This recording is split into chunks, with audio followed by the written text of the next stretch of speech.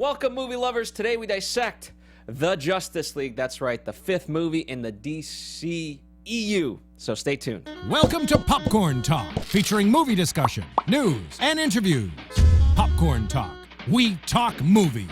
And now, here's Popcorn Talk's Anatomy of a Movie. Welcome, ladies and gentlemen, to the DCEU here on Anatomy of a Movie. We have Demetri, Panos. Hey, movie fans. And I'm Phil Svitek. We are once again missing from action the Marissa Serafini, but we're recruiting her. The Marissa Serafini. The one and only. As we always do, first off, welcome, ladies and gentlemen. If you're a first-time newcomer, welcome. We appreciate you. If you're returning, welcome back. A couple of things. Understand that this is going to be very spoiler-filled, so if you haven't seen the movie, you've been warned. If you have, then you'll enjoy it. Secondly, you can get our rundown of everything we sort of talk about in the description box. It's a PDF, so check out those notes there. And as we always do, let's start with overall impressions for the Justice League. Okay, let's. First and foremost, and again, hey, movie fans, thanks for joining. I think it's important, and this will probably be brought up many a time, $300 million. $300 million, or $250 to $300 million is what the estimated production cost of this movie is to be. So with that, I'm going to start in, because whatever goodwill I felt that DC earned, and they've not been having the easiest of times as far as earning fan respect, or actually just moviegoers. Okay, DC fans out of it, just moviegoers respect, up until Wonder Woman. Wonder Woman was the one that actually I felt was turning the ship around and righting all the wrongs, because they made a good movie, and there was some really goodwill, and the movie's made so much money, but it was a good movie. So DC had earned, I felt, a lot of goodwill with this. Things going forward, and everything that they earned, every piece of goodwill they earned, I felt was nearly obliterated with this horrible Justice League movie. And to be clear, I think it's fair. This disaster can't be blamed on direction. Not that I'm a Zack Snyder apologist, but I had many a conversation about this and Justice League and Zack Snyder. And I think it should also be noted, and we'll talk about it some more, he was the main director. He suffered a family tragedy. And I felt that his actions were actually the right thing to do. He said, you know what, I gotta go, and I have things that I have to assess and prepare and be with my wife, because it was a very personal tragedy. And a lot of people in this town, Phil, sometimes they just they try to put up the good front, say, I'm going to continue to work, and this is what that person would want. No, he took the time, and I think rightfully so. I also, we're arguing the fact that I think that Zack Snyder is a very visual, stylistic director, but I think he's a good director. I think he's put out some entertaining movies out there. But in the case of this movie, even Batman vs. Superman to an extent, to me, this is all stemming from the top, not Warner Brothers, but DC Studios. I think there is a lack of experience in movie storytelling. The people who head it, they were great DC comic book editors. Jeff Johns has written some of the best story arcs for some of DC's finest. But as far as movies go, they just don't have a concept. They're grabbing for straws, and to me, they're failing miserably. To the DC apologists who argue, well, a good movie is a good movie. Well, I agree that a good movie is a good movie. Wonder Woman proved to be a very good movie. And if you were to put Wonder Woman and Justice League side by side to watch, there's no comparison as to which one is the better movie. And in fact, I think Justice League did a major disservice to what Wonder Woman did. and the look of Wonder Woman and the feel of it. Justice League, well, it isn't even in the same league as the Wonder Woman movie is, and I felt there was a lack of chemistry, lack of coherence or plotting, just awful CG. The sets looked like they were reused sets from the Joel Schumacher days of Batman, minus all of the vibrancy. But they, for a $300 million movie, they looked like sets. They didn't look like environments. That was angering. You had a boring villain who made characters in Warcraft look good. I mean, he was so horribly CG'd. And he looked like one of the discarded production designs of Snoke from the Star Wars movies.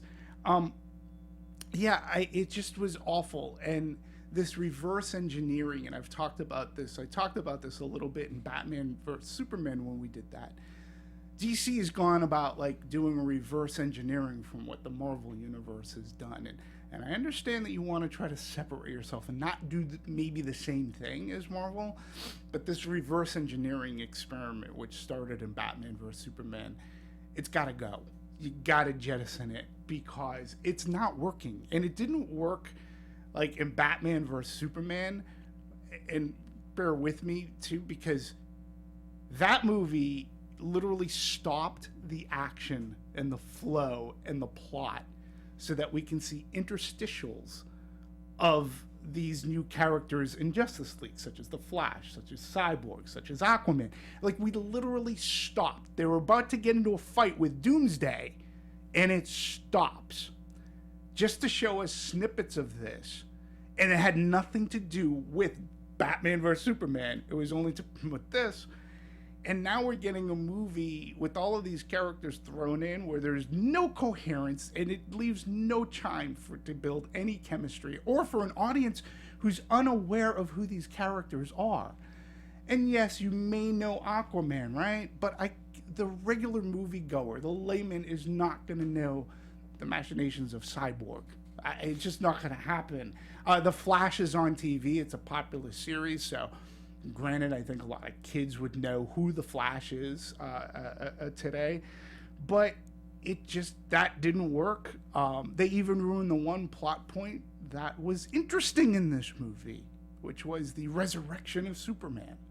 And that had so many weighted themes to be carried. That should have been, I felt, like its own movie, because you had a morality. There's guilt involved. Do we do this? Do we not do this? And it's all given like about 10 minutes of screen time, albeit probably the best 10 minutes of the movie. And then it's done. And he's back and he saves the day. So we could go on some more. I have my full review, which I will share with everybody. There was some humor in this. Some of it was actually intentional. Some of it not intentional. We could talk about dialogue. I think Ezra Miller as the Flash was probably the most intriguing character for me. But I just think it's time, with the exception of Wonder Woman at this point, those DC studio executives need to fall on their sword, and they need fresh blood who knows how to map things out and be cohesive and bringing these things together in an intelligent way. Fans of comic books and adventure and action movies are being given this. And I'm not a Marvel guy either. I will tell you that Spider-Man Homecoming was not my favorite Marvel film. We talked Thor Ragnarok here, which I enjoyed thoroughly, much more than this, but it had its issues too. And the irony of it all is I grew up a DC person. I grew up reading DC comic books more so than Marvel. But now, as far as the movies go, I'm definitely more of a Marvel movie person than I am a DC movie person. And that's why they need to reboot. They need to rethink. And, again, $300 million, folks. You should be ashamed of what you put out for $300 million. And about 10 years in the planning for this. And this is what you unleashed on movie-going audiences. $300 million budget. Shame. Ding, ding. Shame. You should and that's how I feel about Justice League? So I'll summarize mine in such a way that the real injustice to me is that there are good elements in this overall.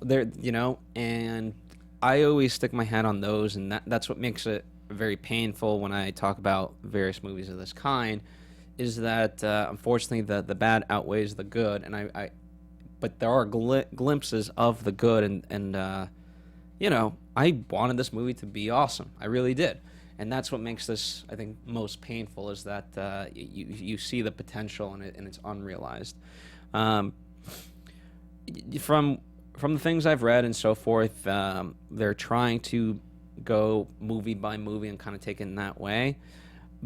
But as far as that's concerned, I say just cut out all the post-credit scenes. Don't do that, because obviously, there's one with Lex Luthor and setting up something else. So if that's not your intention, you and I joked about it before, Easter eggs. You didn't do a list of Easter eggs. I somewhat have a list of Easter eggs, but the point being that, unlike in Marvel movies, it really doesn't matter because the Easter eggs are completely irrelevant.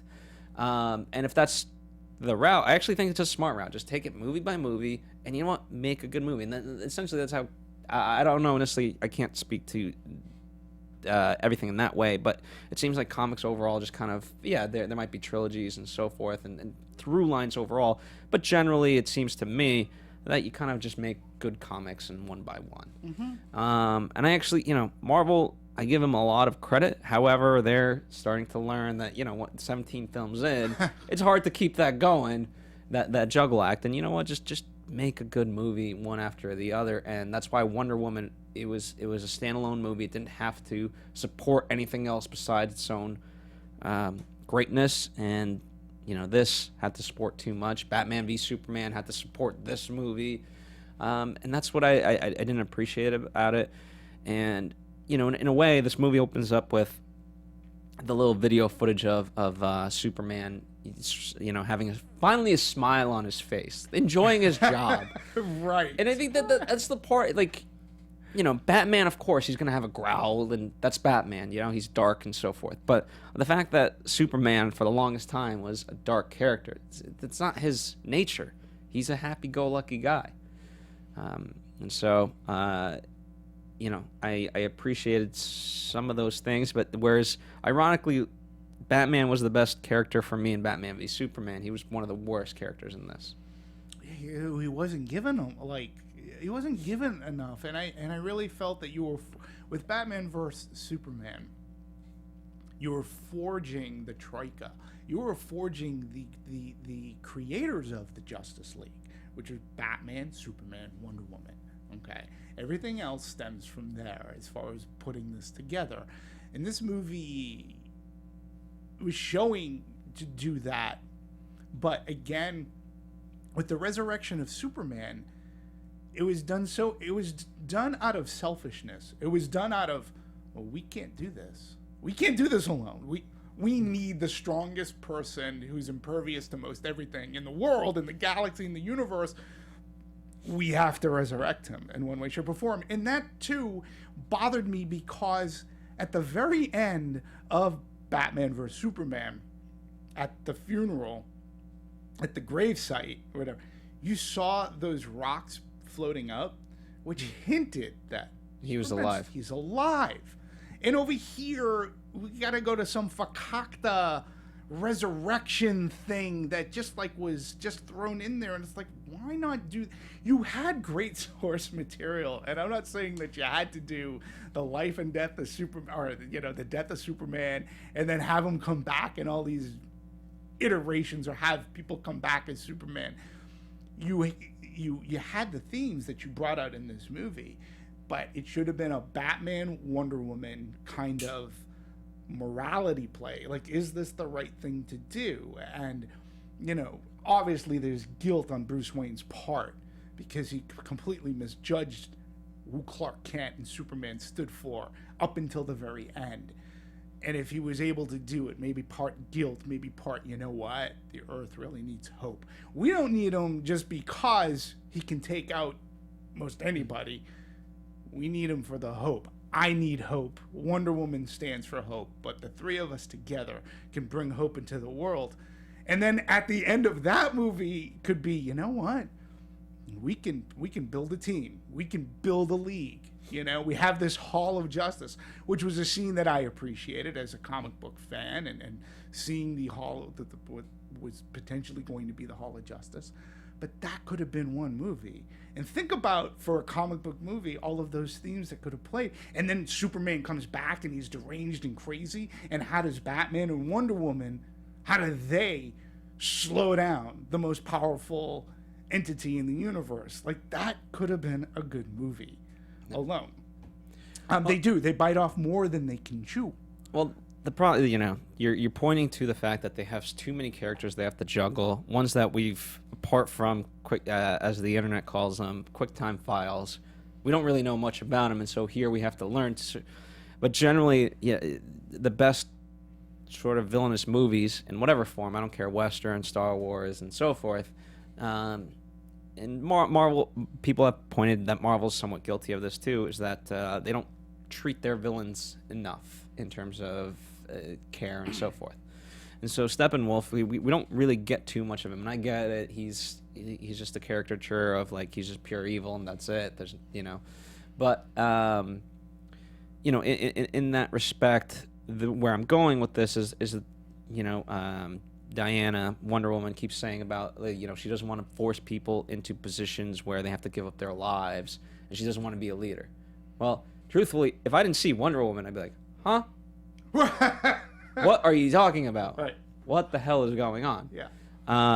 You know, and obviously it points to the fact that, you know, her love interest, he gave up his life, which, by the way, I think that's a plot point that I don't think he needed to give up his life. Right. But neither here nor there, he did, and so that's why she feels guilty about pressuring anyone to give up their life. But it's, you know, Batman, in an interesting way, Batman's always been utilitarian, but without ever wanting to kill somebody.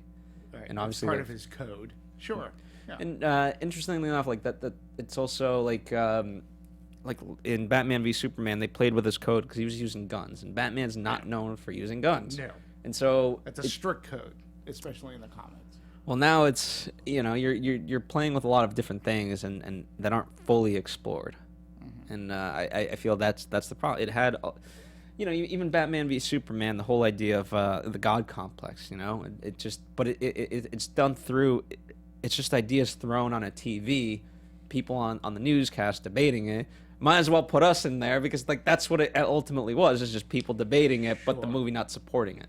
Right. Yeah, and I think that's DC at this point. It's their biggest problem outside of, like, Wonder Woman.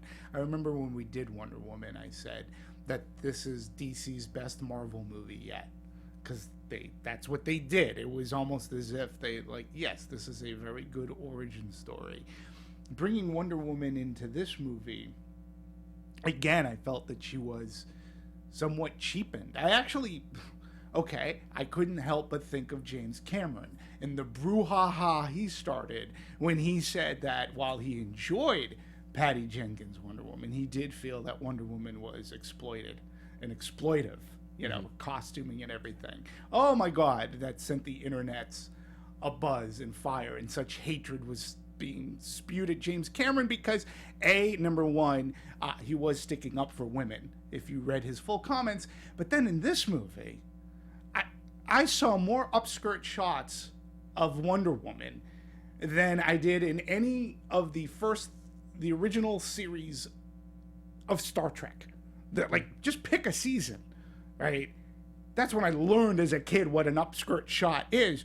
This movie, I was like, number one, I think her skirt got shorter from the Wonder Woman movie. And well, objectively, the Amazonians, like, if you look at them in Wonder Woman, they're fully clothed with armor, right? In this one, they're wearing basically bras. And, like, you could literally, it's just not even a comparison. And I was just like, Mr. Cameron, yeah, you're proven right for Justice League. I mean, absolutely. I was actually amazed that I just thought somebody might have said, hey, guys, let's put black. Did I mind? No, I'm not going to mind. But don't be casting that, oh, we're so supportive of women, we're not exploitive.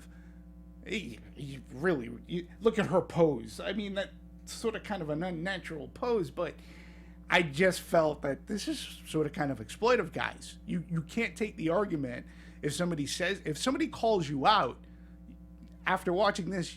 I can point to many places where it was exploitive, and it felt like, again, the goodwill that Wonder Woman brought up was dashed.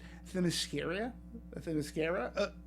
Paradise Island. It was so beautiful and lush and ancient in this movie, in Wonder Woman, and in this movie, it looked like a backlot. It looked CG. It looked fuzzy. There was nothing beautiful about it anymore.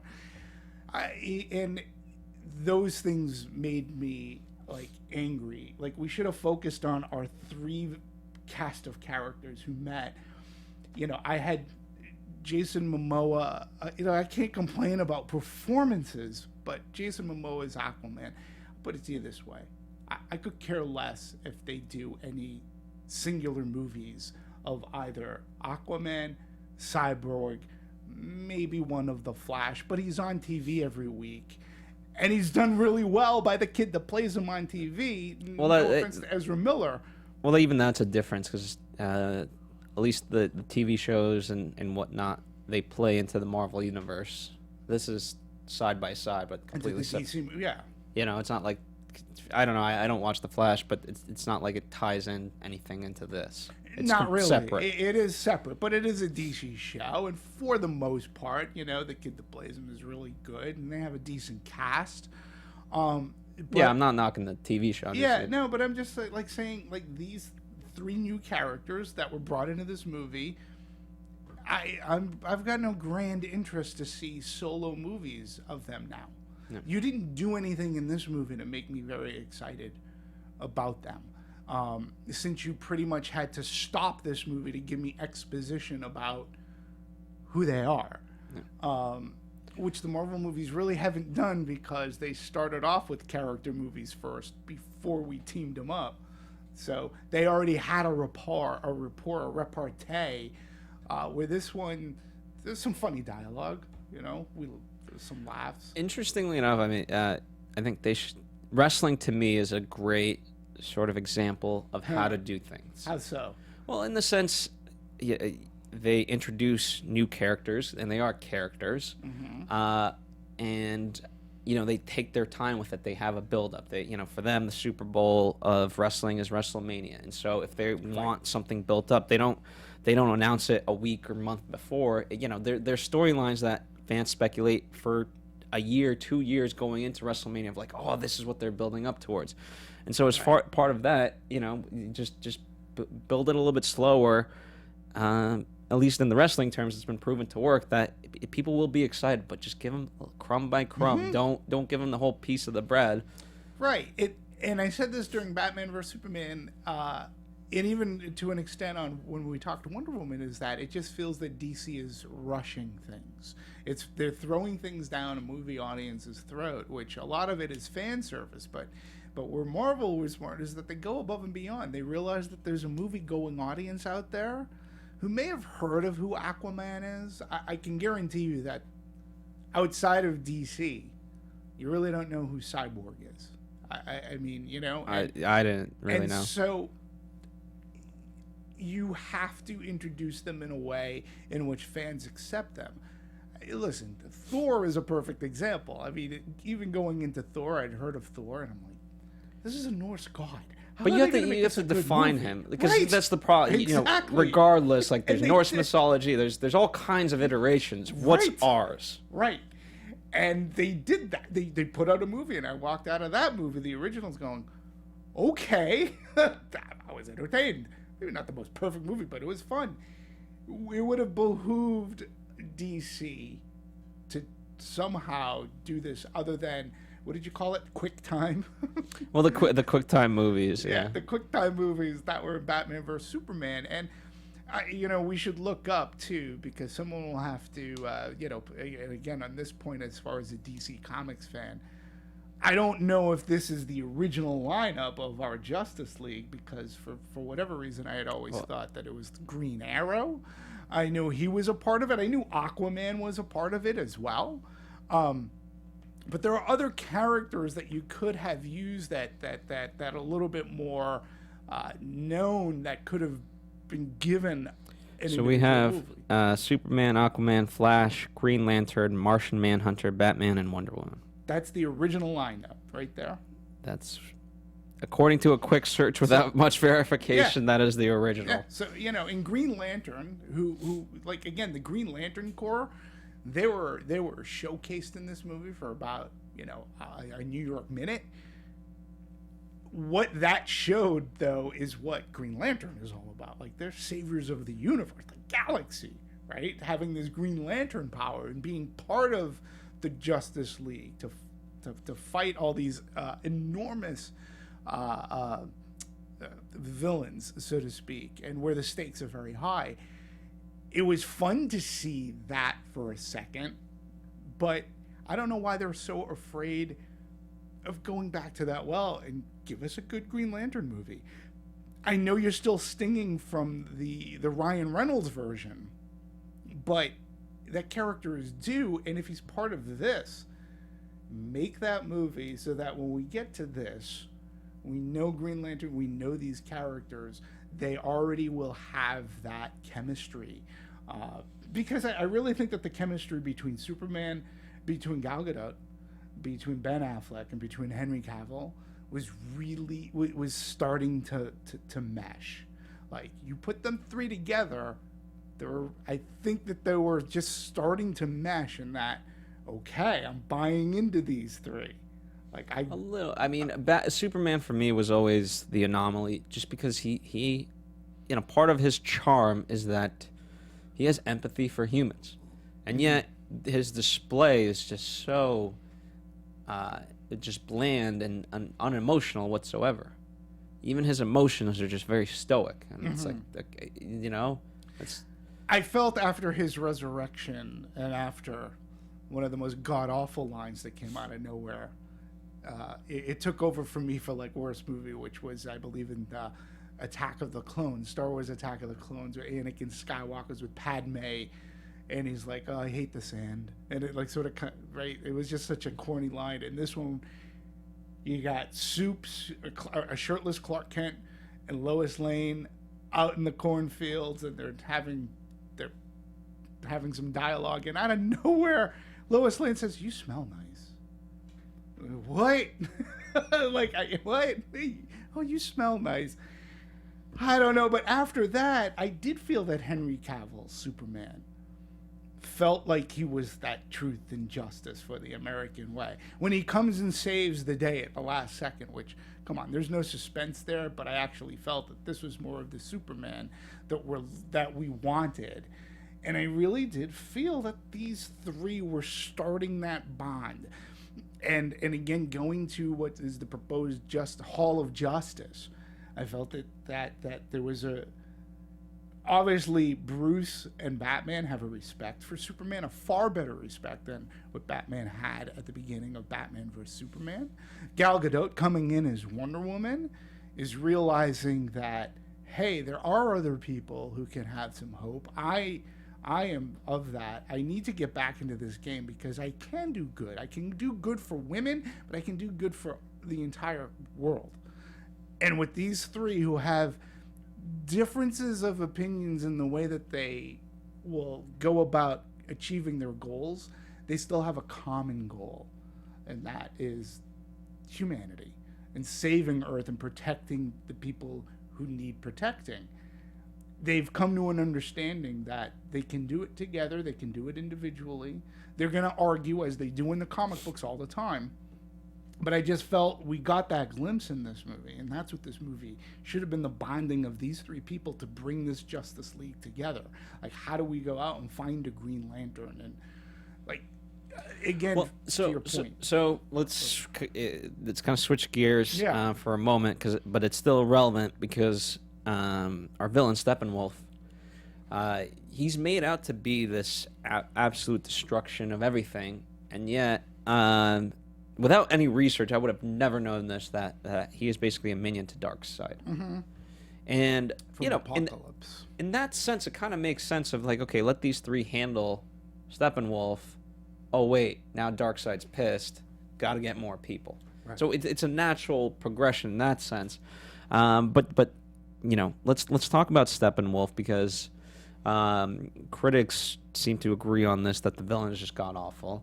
I didn't, as far as motive and things like that, I didn't really understand the backstory or the motive, and I hate when we're sort of given just like this visual story of what the hell's going on. It was just pure exposition, but even that, it didn't.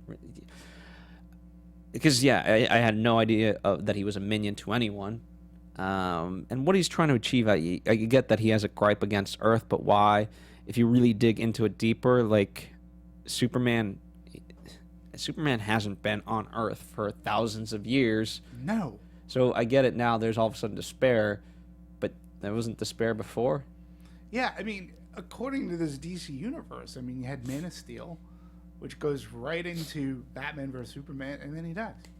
And then, like, the way I looked at it is, oh my God, Earth has this savior. He's all powerful. He can kick anybody's ass. He's dead. Open season on Earth is the way I took it. Like, we can run unopposed. Who's gonna, there's nobody there to oppose us. I found it very interesting, and I was saying this of the trailers, and we'll talk more about this marketing, but Steppenwolf wasn't in any of the trailers. Like, they hid that character. And I always wondered, why are you hiding your villain? Because I have absolutely no idea who they were fighting against. And then after seeing him, I'm like, okay. I mean, again, Steppenwolf, a lot like Cyborg. And again, I'm not talking about the DC fans. I know that you know who he is. But to the person who just wants to see a good adventure movie with superheroes, who hasn't read a comic book, they're not going to have any idea who Steppenwolf is. And his plight is not unlike anybody else. You talked about it, I remember when we talked about Age of Ultron. His goal was... Digging into the archives. Well, I am, because it's relevant to this. We even discussed it during X-Men Apocalypse. That Apocalypse, all he wanted to do was, like, shape Earth into his own. He wanted to be God and shape Earth into his own, what he believed it should be, right? But he was Oscar Isaacs is a far better villain as Apocalypse, and he looked better than this is Ciarán Hinds, okay? He's recognizable. I couldn't figure out, if I didn't know who the actor was playing him, I would have never figured it out. And the motivations again were just very cliche. And why does it always come down to, like, some physical sense, whether it be, Infinity Stones? There's much being touted about these in the Marvel universe. They're very important, but we've sort of kind of been geared up to the importance of these Infinity Stones, and now we're just introduced to boxes. The 3 boxes buried. Whatever, and if you put them together, all hell is gonna break loose. And then this guy Steppenwolf is gonna turn Earth into to his sandbox. Okay, I've been there, done it, and he was boring, and there was no charisma out of that. I mean, your villain, your heroes need to be, or your villain needs to be able to best your heroes. And that's always what makes a good thing, is that your villain should always be up there. There's a famous saying that your villain should always be, at the very least, as good as as strong as your hero, as far as a presence on screen. And the CG was so bad. I mean, that just takes you right out of the movie as well. And I want to bring up something that you did say, because this is one of the few movies that we actually got to see together. And you said something that was very interesting to me, that I mulled over the entire weekend. And Phil said, basically, for him, you didn't have any ups, you didn't have any peaks or valleys. For you, the movie was just sort of flatline. No. For a movie like this, and I thought about that, and I was like, yeah, there's just, you don't get emotionally vested into this movie. It just sort of kind of plays along. Well, that's what I especially didn't like was the fact that Superman is going to be the savior, and I get it. He's potentially the strongest one out of all, but they did a really good job in Batman v Superman of putting Superman and Batman on pretty much the same level, despite one being human, one being a Kryptonian. And so in that regard, you know, I get it. Batman's having a existential crisis of he's not needed. Superman is needed because hope is needed.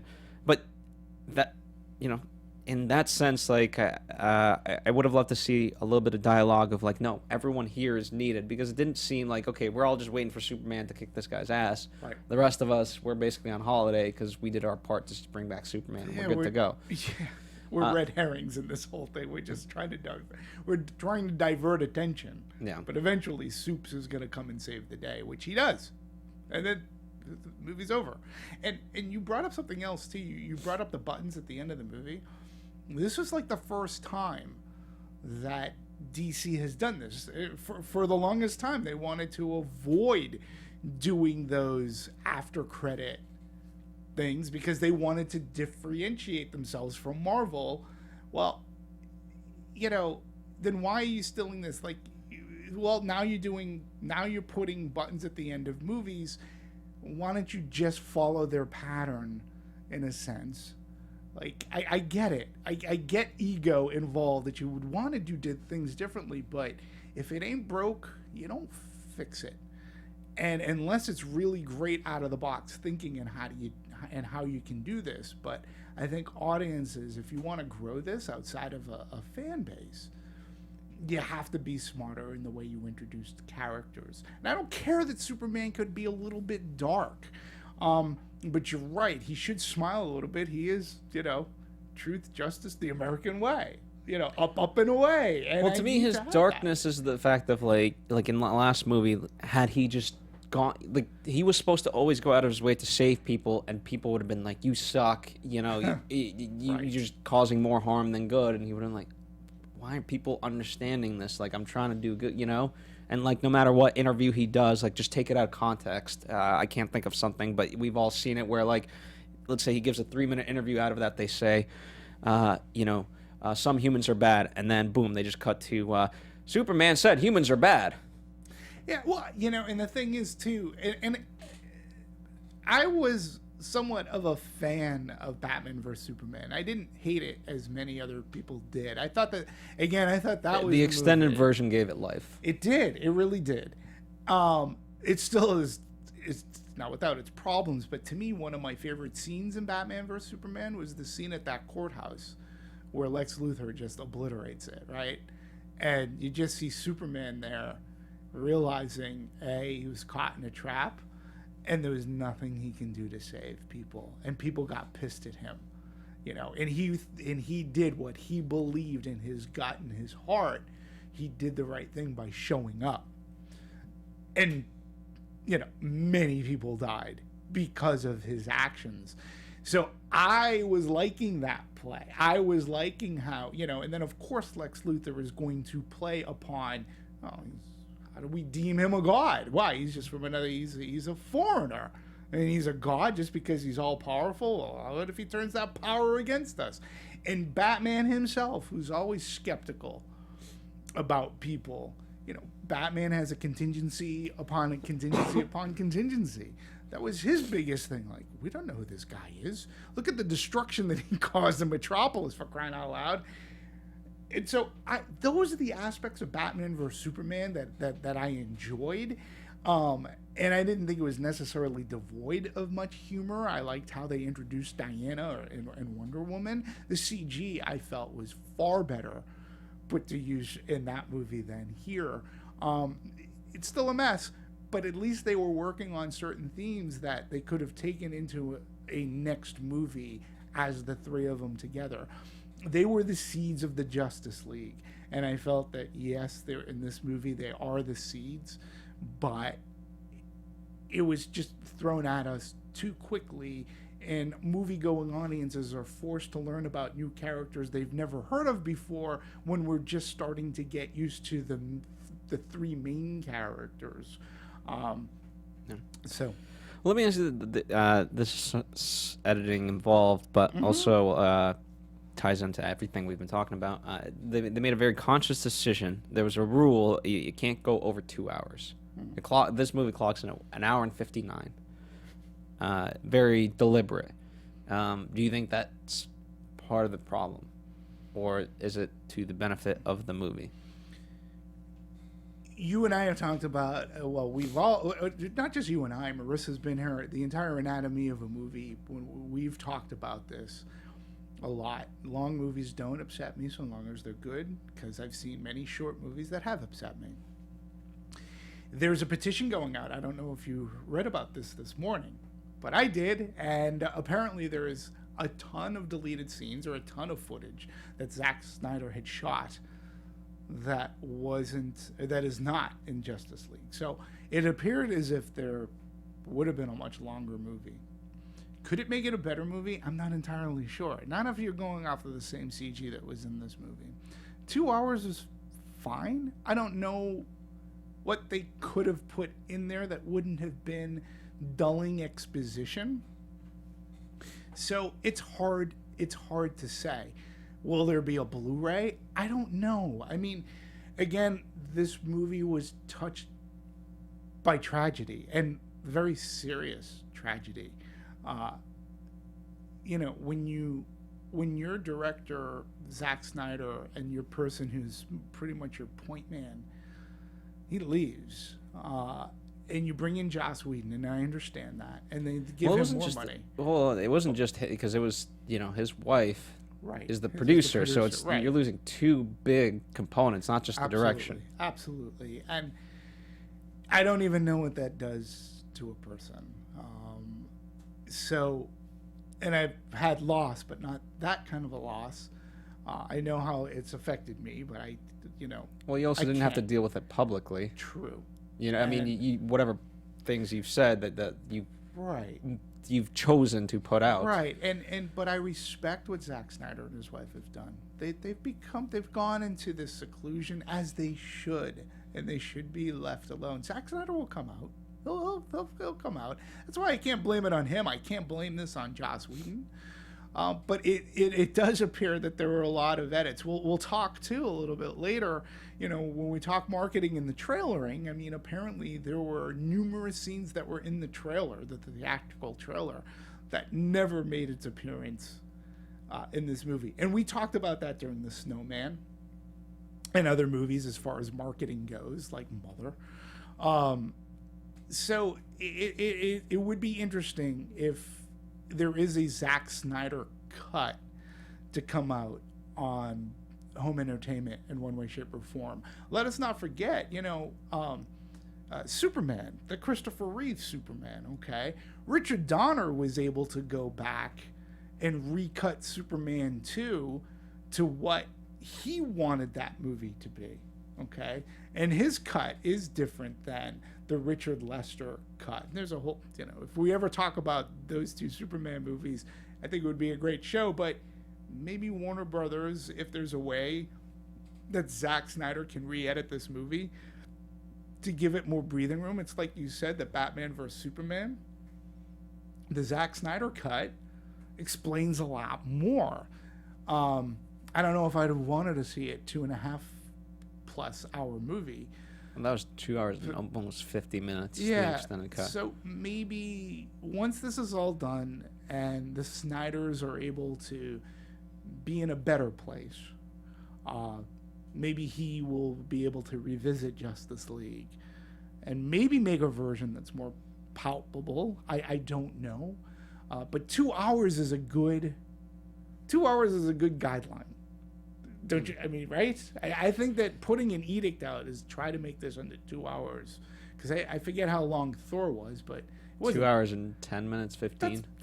That's good. That's fine. I don't mind that edict going out. I don't mind either. It's just when you look at it time wise, you've got all these characters. Plus, not to mention, you have Lois Lane. You have Commissioner Gordon. You have Ma Kent. Yes, Martha. Can't forget Martha. Good old Martha. And of course, you have the villain. And technically, you're also subplotting a little bit of Atlantis and a little bit of the Amazonians, and so, and a little bit about Cyborg's backstory and tiny fraction of then flashback story with his dad in prison. They were putting a lot into this movie.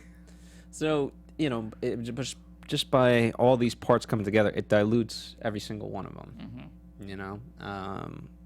and so, in that, it's just, I see a common thread with not just the DC movies, but a lot of movies in general, just too much in when it didn't need to. Yeah.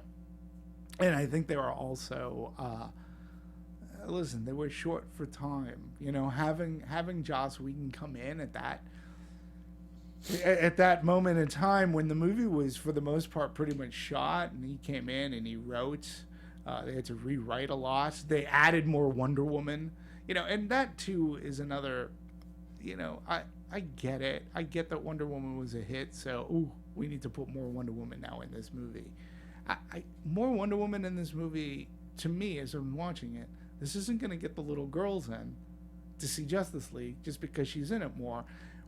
Wonder Woman was a hit with everybody, including women and teenage girls, because of what she stood for, how she accomplished it, and she did it as a woman.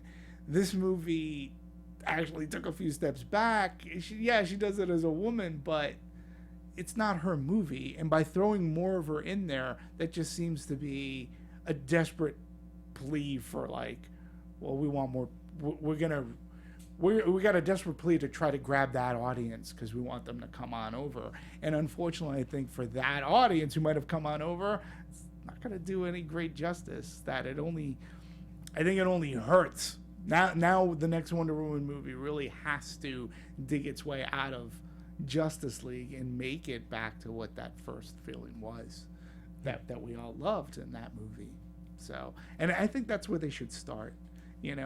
We've had the rumors about Ben Affleck that he's out as Batman. He's not going to do it anymore. He was supposed to direct the solo Batman movie as well as star. That's not going to happen. Then the rumors were flying about. And Ben Affleck has denied. I'm still playing Batman. I just needed to take a step back, focus on the character. Somebody else will direct. And I don't even know what's going on.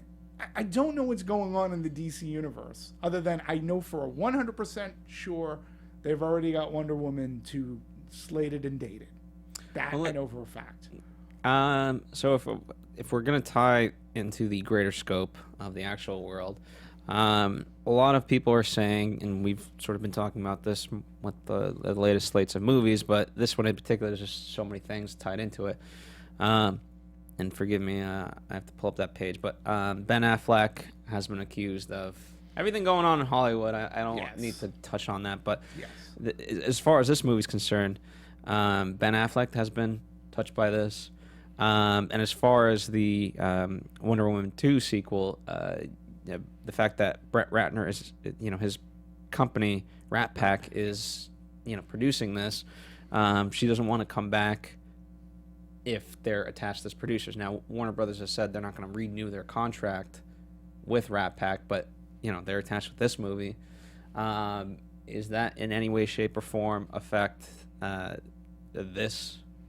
Or is it just because here's the thing, I'm sure Warner Brothers is going to hang their hat on this to a degree.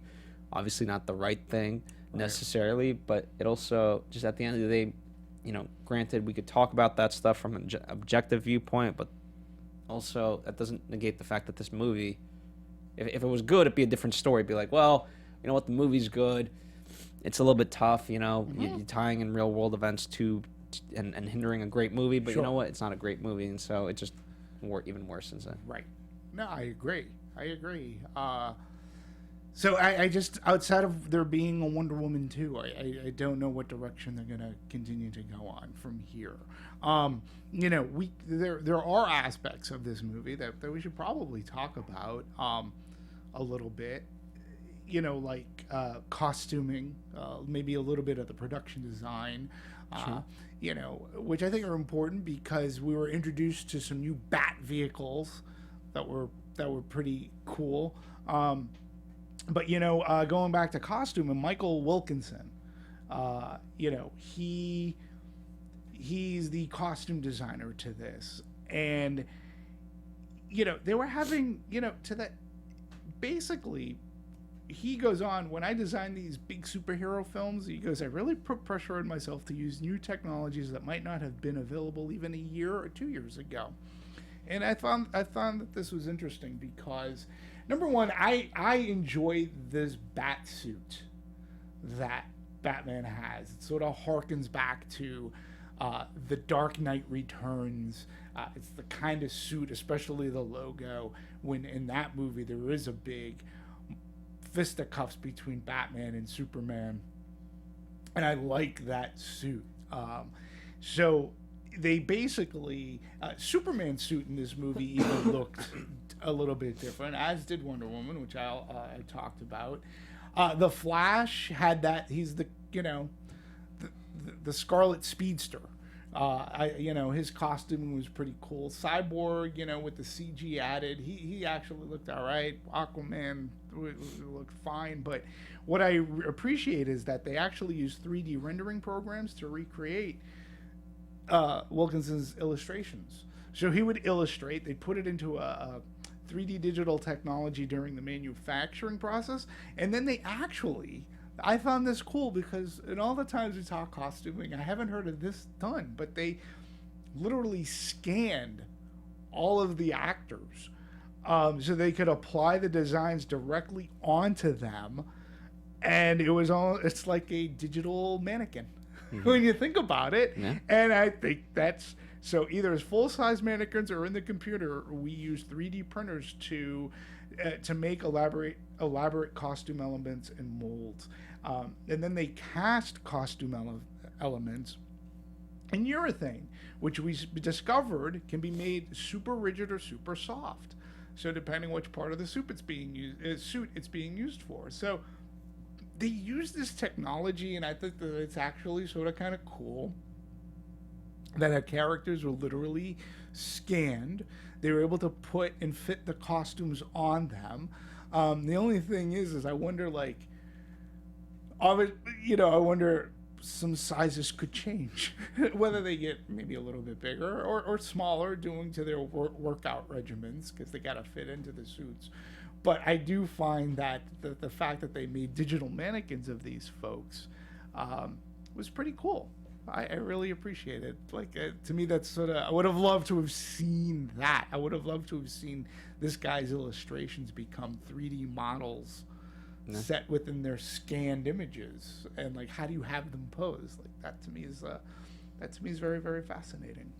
So, yeah, that's certainly using technology in the good way, and hopefully we'll be able to see more of that. And eventually, what I'm excited about is I hope that trickles down into indie movies, because I'm sure that wasn't cheap. No, if you talk about where $300 million went, I'm sure. Portion of that went to that, because it's still in its infancy overall.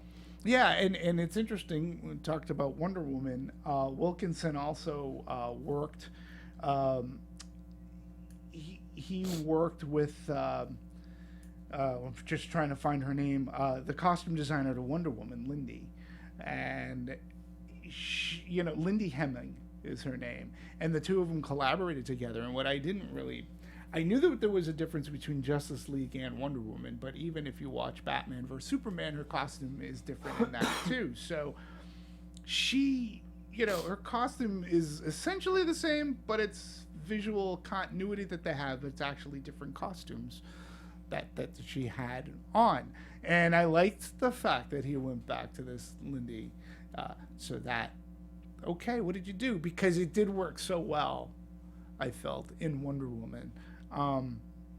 So in the we also get to see a brand new Batsuit in the third act of Justice League, and it was referred to as the tactical suit. So it was higher level battle when we get into the more serious, and the suit is more armored and more tricked out. So they had to design all of this, and again, I like Batman's suit in this. I think it's really cool, but I also like the iterations of Christian Bale's Batman. That was Christopher Nolan, and such. So I really I like the what they did for detail And again, I even noticed that Superman's suit was different as well. And it had a higher vibrancy to it than I think it had in the last movies, even. So I thought it was a really cool suit, and I think that they did a lot of... I thought I thought it looked really good as far as costuming went. So, and go ahead. Well, no, as far as Superman was concerned, it's interesting. It's going to be an interesting kind of thing to discover how much was reshot, how much wasn't, because part of people like Henry Cavill going back into this, he couldn't shave his mustache, and so Right. When you sort of look at that, they had to CGI out a mustache, so you're probably going to want to be on wider takes so that way you don't have to spend too much detail on it. Right. And probably you're going to make things a little bit darker so that way, because darkness masks things overall. And so I wonder, just by forcing their hands down that route, how much Superman was changed just because they, made things easier. Yeah. And I'll just be curious if Warner Brothers, their home entertainment, actually their whole unit will decide whether or not that they'll allow that footage to be released. I mean, it's like everyone knows about it. yeah. And again, if you want to give fan service and people to buy the disc or download or whatever your choice of watching it, I don't know, unless there's contractual monies involved for releasing that footage, I just don't know. But we did see a couple of other cool things in this movie as well, and they seem to be geared more towards Batman. He always seems to get the coolest toys, like the Nightcrawler, that four-legged tank that he used. It was built because it is like a tank sort of kind of thing. It sort of reminded me, believe it or not, I thought back to Ghost in the Shell. Remember that? Remember that thing that they have to face off at the end? So while much of the machine was made in post, there was a practical skeleton was built for stunts, and each version of the Nightcrawler featured a steel frame made from a jig with aluminum sheathing skin and an interior made of honeycomb foam called F-board. And these kept the crafts lightweight but as strong as possible. And in the middle seat was a seat, and in the middle was a seat for Batman. So I thought that was pretty cool. But the largest vehicle in Batman's mobile arsenal in this movie was something that they called the Flying Fox. Now, what's cool is that there are actually like specs of what this Flying Fox is as fully realized what it's supposed to be. It's a hybrid aircraft, which, catch this, supposed to have the capability of a bomber and the maneuverability of a jet fighter. So it's supposed to reach speeds of nearly 1,000 miles per hour. This is if it existed, right? With an attack altitude of, catch this, 50,000 feet. Okay. It also has vertical takeoff and landing, and it consists of 3 large-scale levels, and can carry even the newly augmented Batmobile inside. So within this universe, that's what this thing is supposed to. That's what it's supposed to accomplish. And but the real deal is that the Flying Fox, the interior was built on a soundstage with the exterior built in post. Patrick Tatopoulos, who gained fame for doing the creatures and such in Independence Day, he was the guy that put all this together, and he wanted to make a bomber that looked like a jet, but he wanted it to also have the maneuverability of a Spitfire. So I just like how it's like when like the Starship Enterprise, like it's not a real ship, but they approach it as if it's a real ship. So they give it these specs and what it can accomplish and what it can do in space. I like how they're thinking that way with Batman's vehicles. It's all fully realized. It makes it more real because they did look sort of kind of cool, I felt. So, and then we noticed a brand new car in this movie that Bruce Wayne was driving, which and again, on doing the research, it's sort of kind of cool. So it was this Mercedes-Benz AMG Vision Gran Turismo. And Zack Snyder is responsible for this. He saw this electric remote-controlled concept car and thought Bruce Wayne would have this car. And so when they went to go get this car to put it into the movie, it didn't exist. It was just a concept. There was no such car. But, however, Mercedes agreed to build another unit. The car as is a concept car too, was so small in design that Ben Affleck himself couldn't even fit in the car. So Mercedes came out and they just built this car 10% larger with a working interior and doors to accommodate the needs of the filmmakers. So it still wouldn't have an engine, drivetrain, or chassis, but picture vehicle coordinator Alex King had a solution for that. And he said, for the car without an engine, he and his team built an engine without a car. More specifically, they would custom build a rig to drive the car. So King put a whole front-wheel drive engine and a power unit, which can then be mounted via tubular chassis to the rear of the VGT, while the driver pod controlling engine and steering could be mounted anywhere in the rig. Yeah. That's sort of kind of cool. That's what $300 million get you. Yeah, no, I definitely like the gadgets from Batman, and I wish story-wise they exploited that a little bit more, because that was his conundrum was, okay, well, what's my purpose in this? Is it really just to assemble everyone, get Superman alive, and then basically retire? Or just kind of now be a head figure for the Justice League? Or it wasn't really fully explored, but it's like, no, you have all these cool things, you have all these ideas, so there is a place for you within this. Yeah, and so, in going back to, the other thing that was interesting to me was this version, Justice League's version of the Batcave, which after Batman vs. Superman, they actually dismantled the entire set. But before they did that, they did scan it in its entirety, so which I think is pretty cool. But only portions of that physical set were recreated. Then they were extended by post, or in post, I should say, by Desjardins' visual effects team. And so to house the enormous flying fox, that hangar set had to be one of the film's largest, approximately 100 feet long, 23 feet high. And then visual effects extended it to a scale of about 400 to 500 feet long and around 80 feet high. So, that's always, that kind of movie magic is pretty cool as well, and how much they do on this movie in post. Yeah.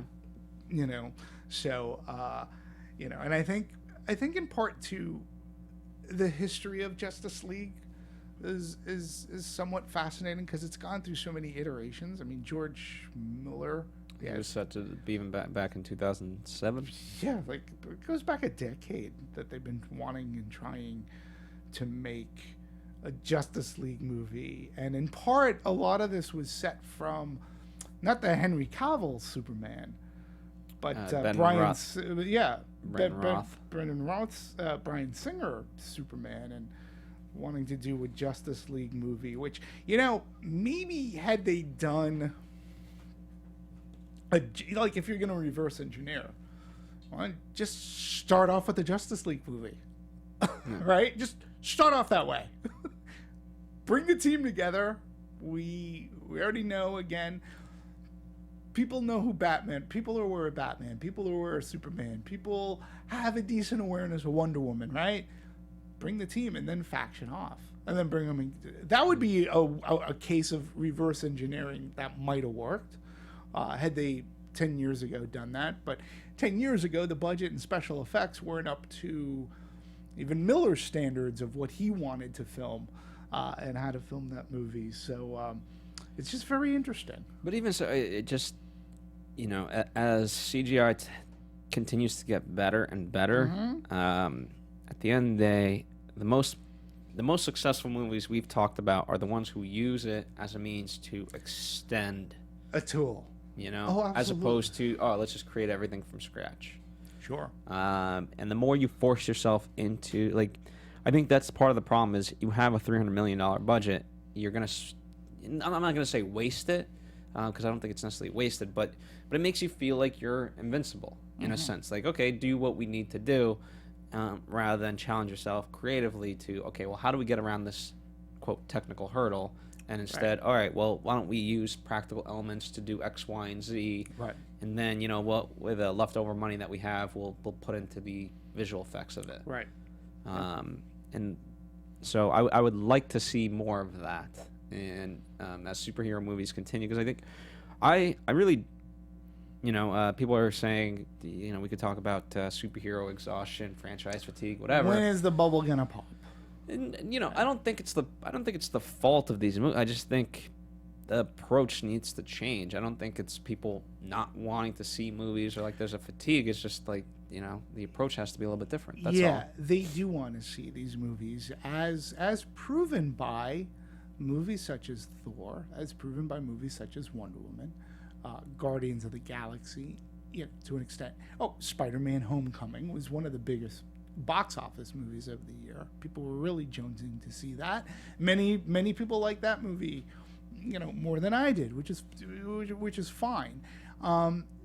There are, because there are fans, but part of the reason why many of these work is because the movies go up and beyond the fandom. It's not lip service just for the fans. They make it accessible for families. That's the other key thing too.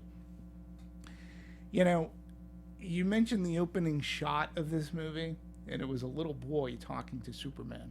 Mm-hmm.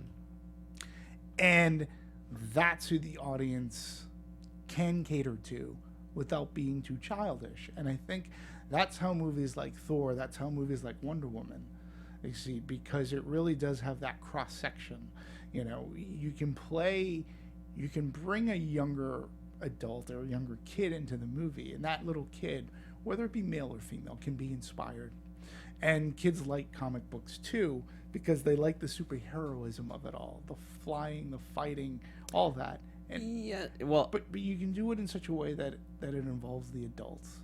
Like, you don't have to dumb it down for kids, but they are a good audience, and many families do go to these types of movies. well, I think with superhero, this is it. There's a simple enough solution. You have to have, you can call it the controlling idea, you can call it the theme, whatever you want, the message. But I think, you know, the flying and the fighting and so forth, that's all in service of, okay, what is the ultimate message? True. And, you know, I talked about it with Thor. The reason okay, it has a lot of humor, it has a lot of great visual things, not just the effects, but in general. But the ideas never really got off the ground. It just kept, you know, that movie kept just saying, and this isn't a spoiler by any means, you know, that's what superheroes do. Right. Batman v Superman presents a lot of ideas about the God complex. Okay, great, but what did you ultimately say about it?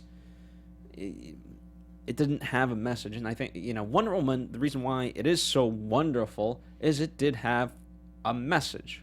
Right. You know? And so, you know, that's why I get down on these movies, and I think that's what's gonna, you know, you can wonder all you want, but it really just get a good message across. Sure. And then have the fighting and all that. It's in service of that message. Right. Absolutely. You know, ultimately, I don't know what the message of this movie is. It's the inspiration that the heroes can instill upon younger folk, that the adults, as we watch it, we're going to get it. But there's a fun involved. There's an entertainment value intrinsic to that, too. And you're right. I don't know exactly what the message to this movie was. So I don't know. Some more. Like, it's not unity. It's not we Not needed really. hope. Like, it's glimpses of it, but it doesn't solidify it. Exactly, and that's what that's what the Justice League stands for. They are supposed to be the pinnacle, and they are supposed to be using people not just from Earth, but it is a unity of the Green Lantern Corps, of Martian Manhunter. We're bringing in the galaxy's best to... The Justice League was meant to protect not just Earth, but where other planets may need their services as well. We have a Kryptonian, so it's that unity that it's intrinsically important, because each one of them, although, Batman Bruce Wayne can always be pessimistic, but he does fight the good fight for the people who can't do it for themselves. So some other interesting tidbits behind the production of the movie. They used over 6 sound stages at Warner Brothers Studios in Leviston, just northwest of London. Now, I believe these are the same studios in which, in London, they house Harry Potter world, which is, if you're ever in London and you have the opportunity, Phil, and everybody else who's listening, take that Harry Potter tour. If you're not a huge Harry Potter fan, it could change you. It could change your mind, because it really is. Those sound stages are pretty amazing over there. So the production numbered up to upwards of 200 people. So they brought in hundreds of campers because they did actually go. They did some location shoots. One notable, Old Bailey in London, where Wonder Woman foils that attack, the terrorist attack. The biggest location shoot by far, though, was the fishing village of Djupavik in northwest Iceland, where principal photography wrapped. That's where Aquaman is from. So they captured the required sequences, shot 1,000 feet above the village, using 3 helicopters to airlift approximately 36 cast and crew to the top, along with necessary equipment, including a crane. So, I wanted to ask a couple of things, too. Humor. The DC Universe has been criticized greatly because of its lack thereof. What did you think about the humor here? It was singular in the sense that it came from The Flash, at least the intentional stuff. I don't need Clark's mom saying Lois Lane is the thirstiest reporter out there. I get that even too was intentional, but dear Lord. But anyway, we talked. I'll recycle what I talked about with Daddy's Home, because I doubt the audience crossover that much. I think that I don't mind DC not having humor, and I think part of Marvel, what is actually hurting them is too much humor, because it's humor for the sake of humor. It's rather than let a moment be, quote, cheesy, and I think a better word actually is emotionally driven, they undercut it with humor. And I liked what they did with the Flash. I think it's just part of his natural character, especially because he's somewhat of a teenager still and so forth. But I don't think the problem with the DC movies is not that it's humorless, it's that it's just bland. So I don't think the solution is, oh great, insert humor and we'll have a great movies. You're missing the point if that's what this is about. Yeah, agreed. And you're right. Ezra Miller as the Flash, the scene when he was, I believe it was in a bank line, and there was the jerk behind him, and he's like, "Can I borrow your Sharpie?" And he quickly drew the glass and mustache. I thought that was really funny. But there is one thing when we're going to talk about production value in this film, right? Let's talk about the Flash for a second. I just couldn't get out of my head. We're seeing the Flash Force cinematically for the first time, I believe, right? And I couldn't help but think, when we're talking about humor in a movie, I couldn't help but think of Quicksilver's appearances in the last 2 X-Men movies, in which his speedster ability was done to great effect. It had a style to it, and each scene had its humor to it. And Quicksilver, okay, there was a music soundtrack over when he's saving people or fight. They were humorous. We hadn't seen hadn't seen that done before. And I was like going over here, they just seemed to have him on some sort of a rig where he was like almost marionette-ish running. I didn't find that the Speed Force was anything fantastic. Yeah, he had his, the lightning and stuff, which is part, like when you read in the comic books, right? But what comics are able to get, and they just weren't able to translate, in my opinion anyways, greatly, like when you see Flash in the comics and they have that lightning, you can see the motion, even though it's a pose, right? But there's this great motion, and you can see that. And over here, I mean, I did find it funny that they pitting Flash against Superman, which if in you DC comic fans, I know you will correct me if I'm wrong, but I'm asking for to be corrected if I am wrong. Politely asking, I believe Superman wins by like a fraction of a millisecond. I believe he wins the race. I believe. Yeah. Well, there's just from the quick research I did in terms of that, there's at least, from what they named, at least 5 comics that have gone to do that. Now they didn't actually say who went. I think it's just always been a toss up. So maybe he won once, but it tends to be a draw. Yeah, and a lot of the DC fans are going to reference a Flash comic series. You're going to know this because I thought it was really well done, called Flashpoint. So if you're looking to try to read a really good Flash comic that involves the Justice League, in fact, too, Flashpoint is very well done. But it's all right. So humor, I talked about the CG and the way this movie looked. Again, $300 million. We talked about Murder in the Orient Express, which is $55 million. I mean, it just looks so much better, and they had less money. I don't know where they went wrong, or how they could have gone so wrong. Well, I think, you got a bunch of people's salaries to pay, but overall, I do think it's just this idea that we have $300 million, we can do whatever we want, and that's what's going to say. That money's the answer when filmmakers like Robert Rodriguez has always said this. Like, he challenged him. The reason why he has freedom is because he's always challenged himself to use the minimal budget he can and to figure things out creatively. Now, granted, that doesn't mean that they didn't just work and they were like, oh, money's going to save everything. Like, there's work put into it, right. But too much reliance on some of those things.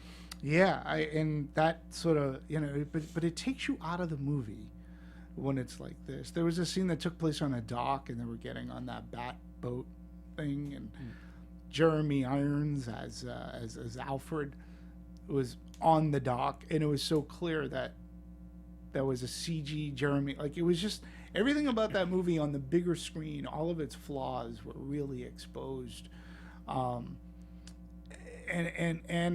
it's just it's hard. I don't know how you back that movie, because if you're saying this is a good movie, looking as it is, you can't judge other movies, like, because this movie really did not look good.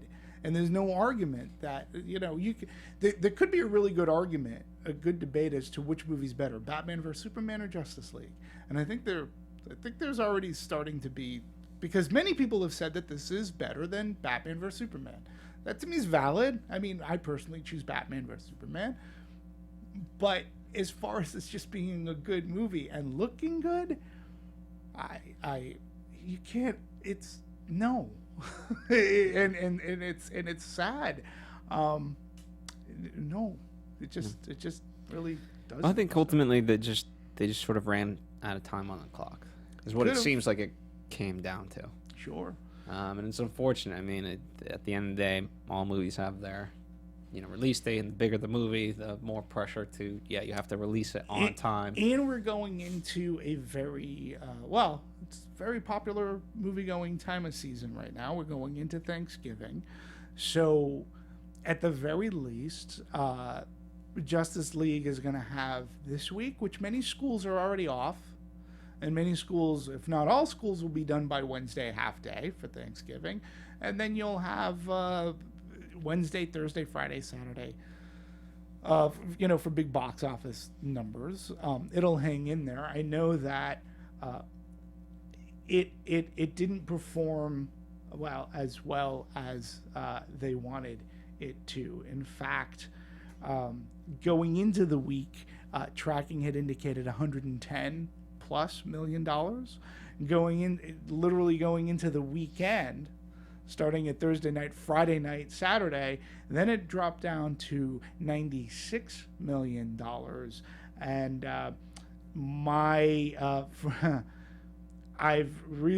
information that I have recently is that it actually did $94 million. Mm-hmm.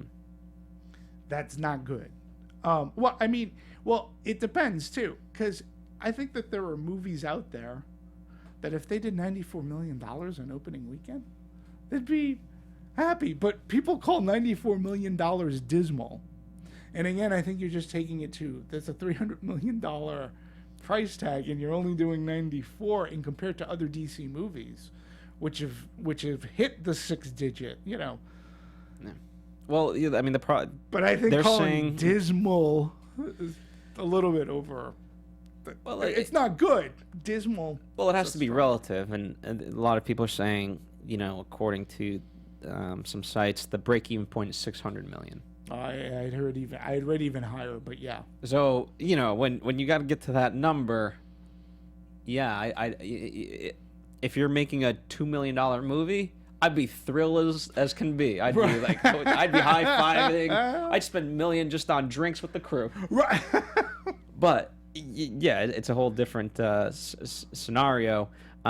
Before we break down numbers, I want to go back real fast. Yeah. I want to talk music because sure. Hans Zimmer essentially says he's retiring from the superhero business.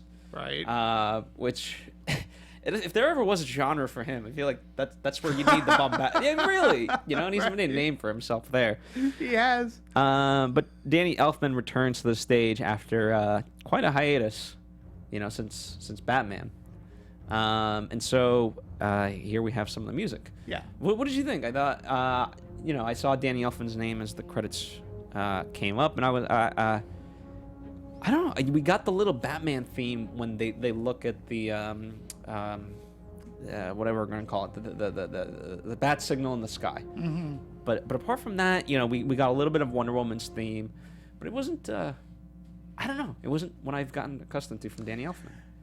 I agree. And Danny Elfman, in his own right, is a very good composer. He has made, his works with Tim Burton are he's made some iconic themes that you would just recognize, whether it's Batman theme, Beetlejuice theme.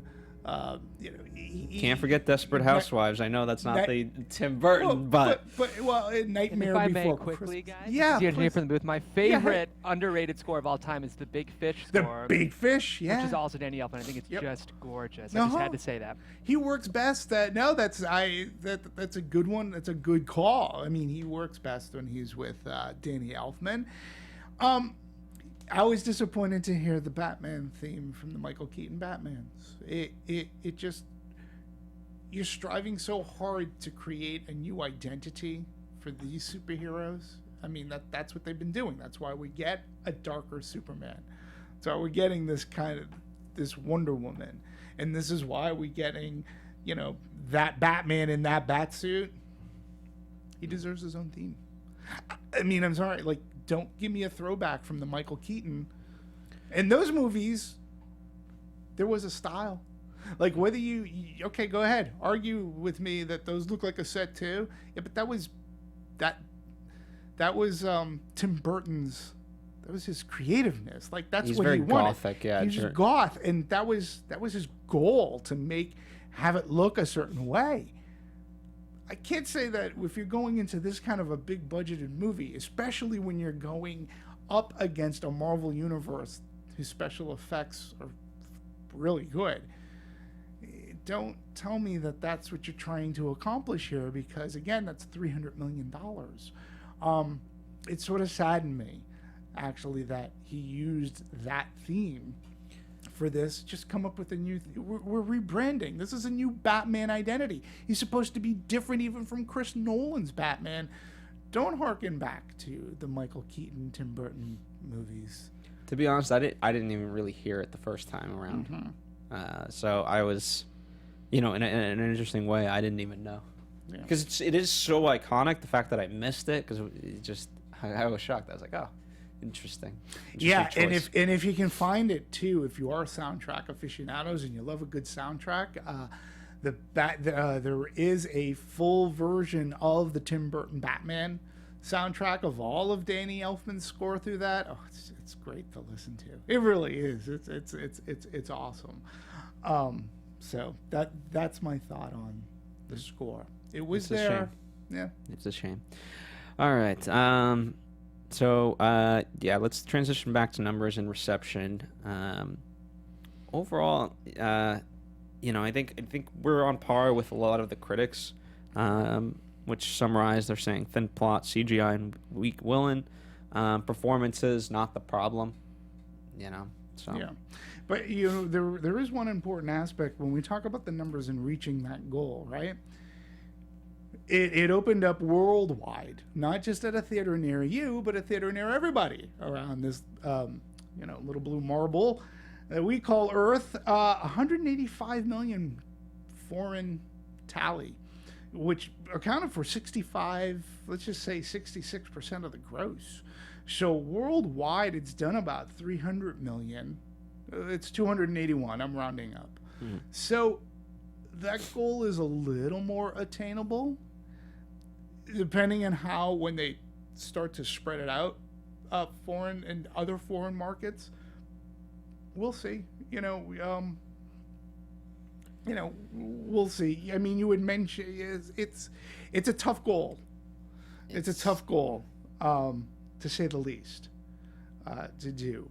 So, but I want to bring up, since you talk about critics, mm-hmm. Okay. So 39% on Rotten Tomatoes. It got a B+ on CinemaScore, which again, there was a big disparity between critics and the audiences.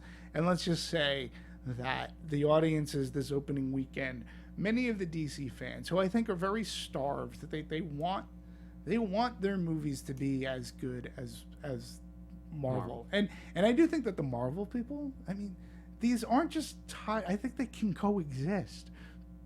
Like, you shouldn't just have to be a Marvel fan. I think that you should be able to go see DC, and DC fans, I'm sure, will go and enjoy Marvel movies. But B+ to me, for me, it's rather high.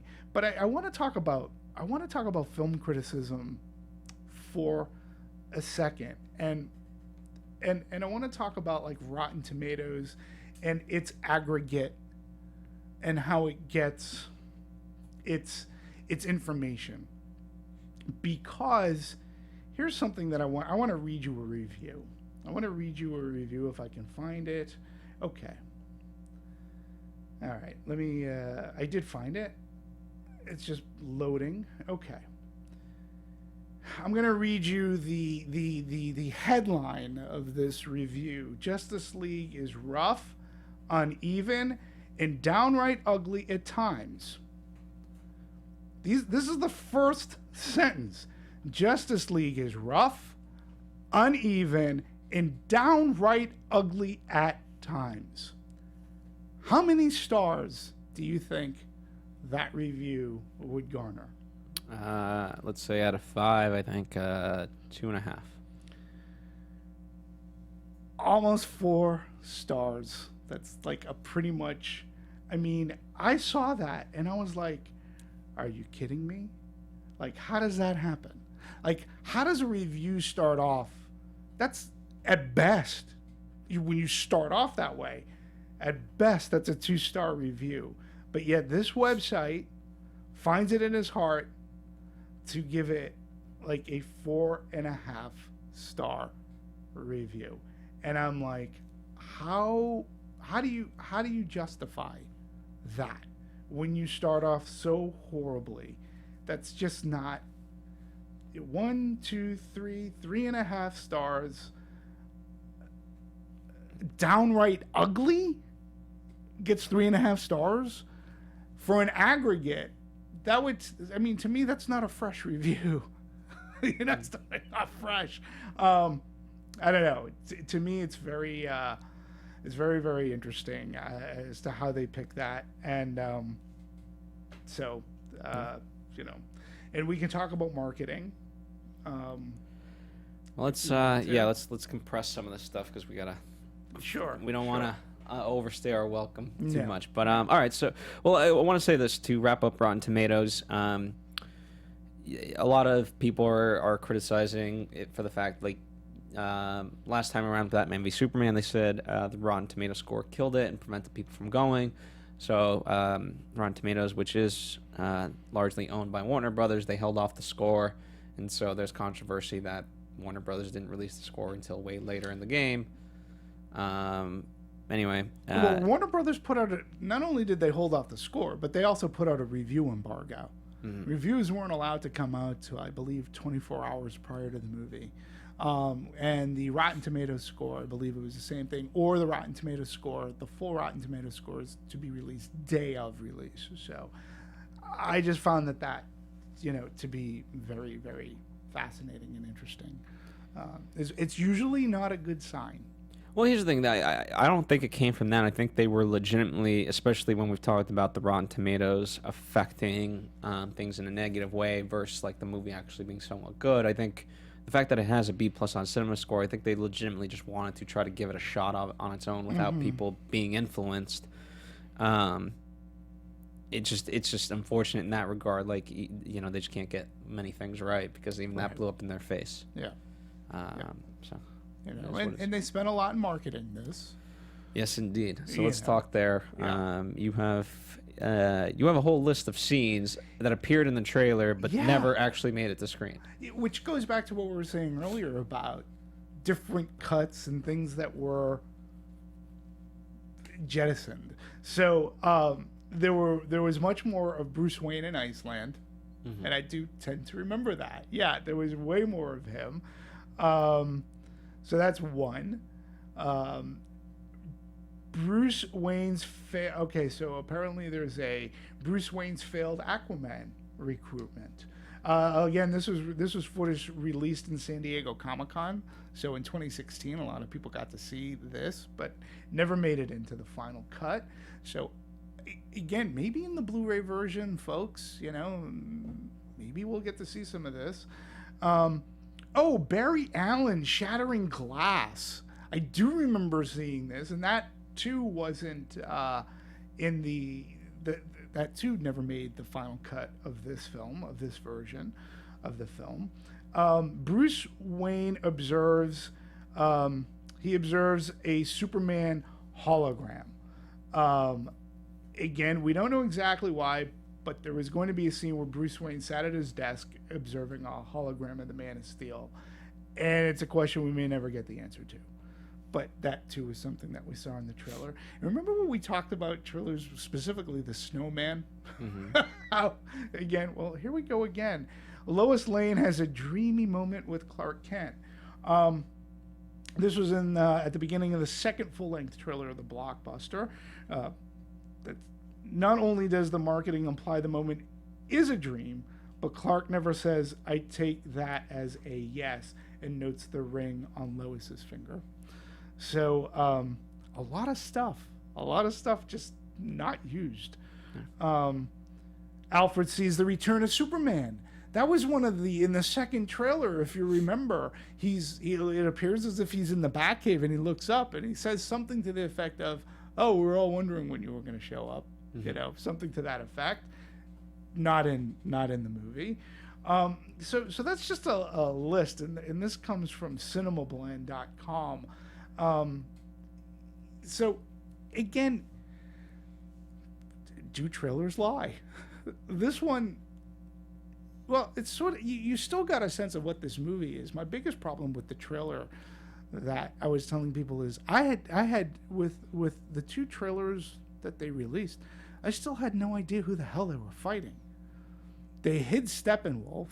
There was you had no idea. You saw like these flying monkeys, but I had no idea who they were fighting, what they were fighting for, and why. What's going on here? That was for me, from a marketing standpoint, that was a problem. Yeah, to be honest, you know, the trailers themselves were not really that memorable for me, to be honest. I remember bits here and there, but overall I didn't really have a clear vision of anything. Yeah. Apart from him wanting to get the people back together. Yeah. And that was that.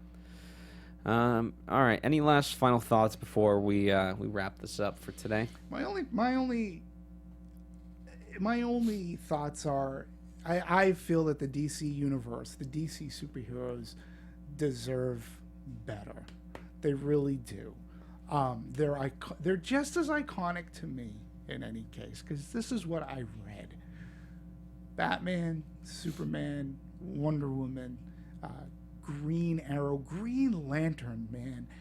Green Lantern is some of the best science fiction. When I was introduced to Green Lantern, I'd never looked at Green Lantern as comic books.